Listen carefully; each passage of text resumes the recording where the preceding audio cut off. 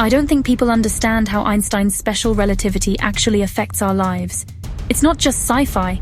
Let me show you how it's happening right now.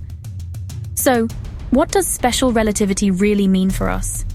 Basically, the faster you move, the slower time goes for you, compared to someone standing still. Think of it like this. Imagine a person walking, a car driving, and a rocket blasting through space. Each has a clock above them. The person's clock ticks almost the same as yours. The car's clock is just a tiny bit slower, but the rocket's clock moves noticeably slower. At everyday speeds, the effect is so small you'd never notice. But as you get closer to the speed of light, time really starts to slow down. Now, special relativity is actually a theory, one of Einstein's most groundbreaking ideas about how the universe works, and one of its greatest hits.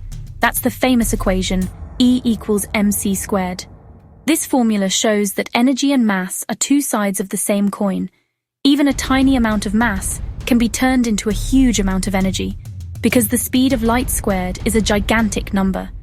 That's why nuclear reactions like those in the sun or in power plants release so much energy from just a little bit of matter. Sounds wild, right?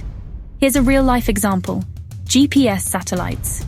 They orbit the Earth super fast, so their clocks tick differently than clocks on the ground. If scientists didn't adjust for this time difference, your phone's GPS would be off by miles. And those astronauts we mentioned? After 6 months in space, they're a tiny fraction of a second younger than if they'd stayed on Earth. Special relativity isn't just a theory. It's shaping our world every single day.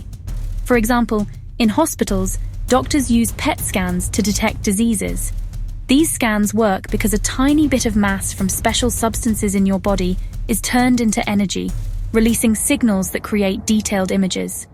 That's E equals mc squared in action, helping save lives every day.